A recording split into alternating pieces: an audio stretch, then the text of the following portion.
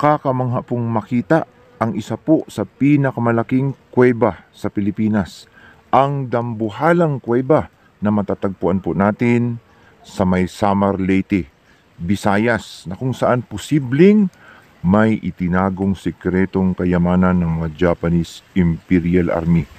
Ang Leyte ay kilala po sa garrison o kuta ng mga Japanese Imperial Army noong Second World War, Battle of Leyte. Kaya posibleng may itinagong sikreto dito sa Dambuhalang Kuweba na ito. Ito po ang ating pag-uusapan ngayon, kaya tutok po kayo, panoorin po ninyo hanggang sa matapos ang bidyong ito. Ito ang pinakamalaking kuweba sa Pilipinas na tinatawag nilang Langon Gubingog. Ito na yung pinaka-main entrance ng Langon Gubingog kung saan nakikita natin yung napakalaking butas. Dito po tayo papasok. Aabutin po ng 3 araw bago natin mapasok itong loob ng kuweba. Magandang araw po sa inyong lahat. Maayong adlaw sa inyong tanan diha sa Kabisayaan ug Mindanao hinautunta nga naa mo sa maayong kahimtang. Naimbag na aldaw kada kayo amin mga kakabsat tayo na mga Ilocano. Assalamualaikum warahmatullahi ta'ala wa barakatuh. Luzon, Visayas, Mindanao hanggang Sabah.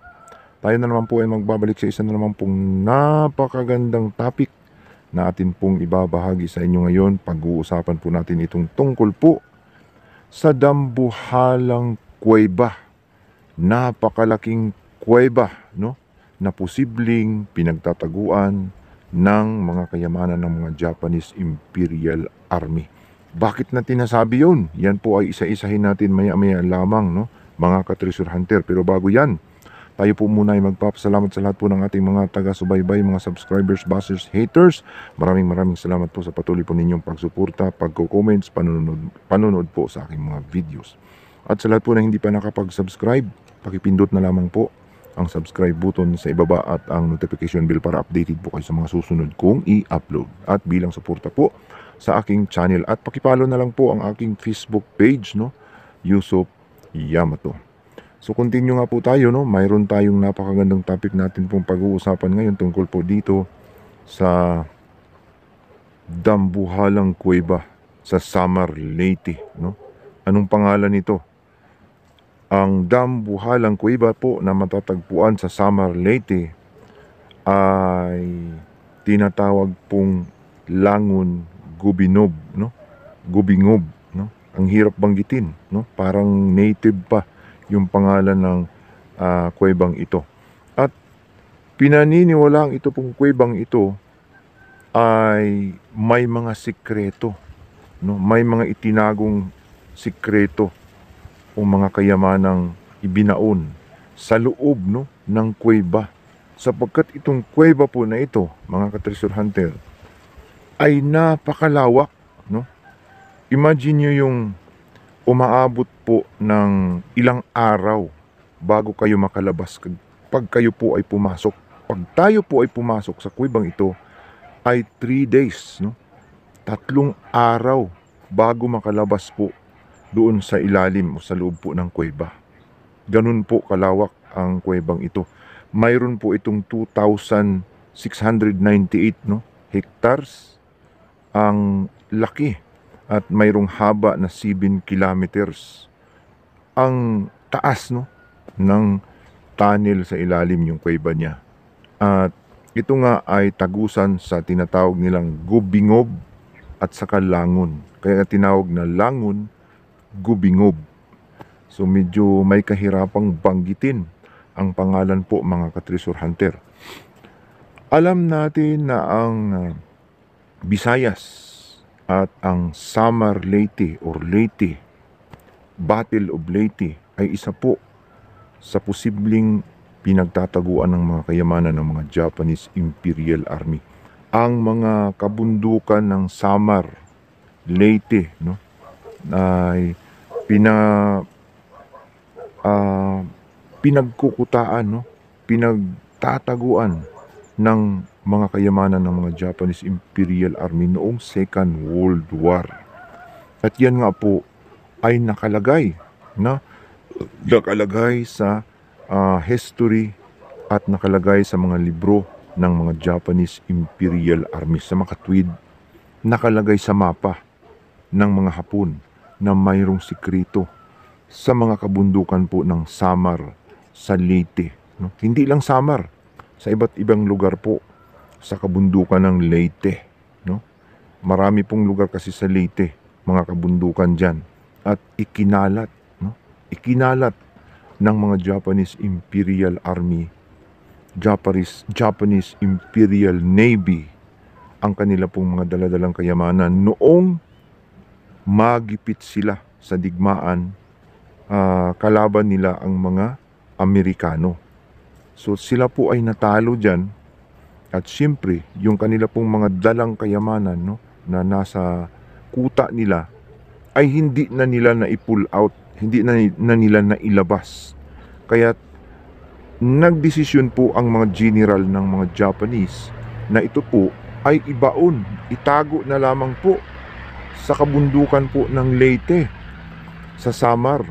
Ito ngang dambuhalang kuweba, no, na naipalabas po ng isa sa vlogger na nagngangalan pong si Milber Fibra TV, ay makikita natin, no, na isa po ito sa posibleng pinagtataguan ng mga Japanese Imperial Army ng kayamanan. Napakarami pong mga kuweba sa Leyte, hindi lamang nag-iisa. Napakarami pong mga sapa na maliliit, creek, mga water spring, no, na kung saan ay posibleng doon ibinaon ng mga Japanese Imperial Army, Japanese Imperial Navy, ang kanila pong mga daladalang kayamanan. Diyan po sa may Leyte, no? Battle of Leyte, na kung saan kilala po sa iba't ibang panig sa buong mundo, no? Sa history ay nakatatak po yan, na kung saan nagkaroon po ng digmaan ang mga Hapon at Amerikano at natalo ang mga Hapon noong ikalawang digmaang pangdaigdigan. Pero take note, bago natalo ang mga Hapon ay tinalo muna ng mga Hapon ang Amerikano. Bago naman sila tinalo ng mga Amerikano ay nakaranas din ng talo ang mga Amerikano noong Second World War. Kaya nga sinabi ni MacArthur, no, I shall return, no, sapagkat sila po ay nakaranas din ng talo mula po sa mga Japanese Imperial Army. So noong natalo ang mga Hapon ay wala na silang ibang choice, no, kundi ibaon na lamang ang kanila pong mga treasure, no, sa iba't ibang lugar po sa kabundukan po ng Samar o sa Leyte. So sa mga tabing dagat, sa mga creek, sa mga water spring, sa mga caves noong unang panahon ay napaglagyan ng mga Japanese Imperial Army. Kaya ito pong video na nakita natin mula po kay Milber, no, Fibra TV, ay isang example po sa mga kuwebang posibleng may sikreto sa ilalim. Imagine ninyong 3 days, no? Pasukin ninyo ng 3 days bago kayo makalabas mula sa loob, ay 3 araw bago kayo makalabas. Imagine yung sa 2,000 mahigit, no, hectares, at may 7 kilometer ang haba noon pong kuweba sa ilalim. Ganun kalawak, ganun kalaki. At doon sa ilalim ay may mga maiinuman pa daw na tubig. May mga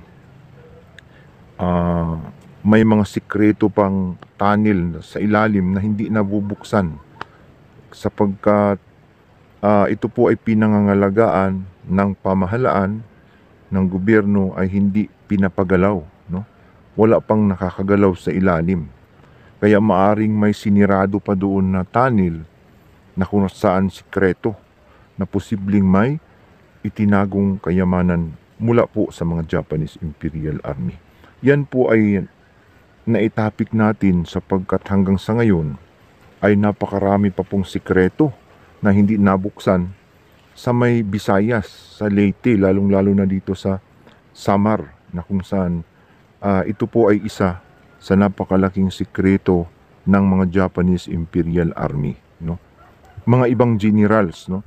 Hindi si Tomoyuki Yamashita. Under lang kay Tomoyuki Yamashita. Si General Suzuki, no? Yan po ang hawak mula po sa Visayas hanggang Davao, no? Ay humawak po si General Suzuki. Hindi ko alam kung Major General siya or Lieutenant General. No, makikita naman natin yan sa Google. So si General Suzuki ay marami siyang sikreto po. Diyan po sa may Samar, Leyte. So napakaganda po, no? Sana'y mabuksan ang sikreto ng mga itinagong kayamanan ng mga Hapon diyan po sa Samar, Leyte. So salamat po sa video ni Milber, no? Fibra TV. Huwag niyo pong kalimutang mag-subscribe sa kanya, no? Courtesy po ang mga ilan po sa mga na-ifa-flash natin na video sa screen. So thank you very much. So hanggang dito na lamang po. Sana po ay nagkaroon tayo ng kaunting knowledge, no? Tungkol po sa mga sikreto ng mga Japanese Imperial Army sa iba't ibang lugar sa bansang Pilipinas. Hanggang susunod, ito po ang inyong ka-treasure hunter nagsasabing kapag tayo po ay naghahanap, tiyak na tayo ay makakahanap.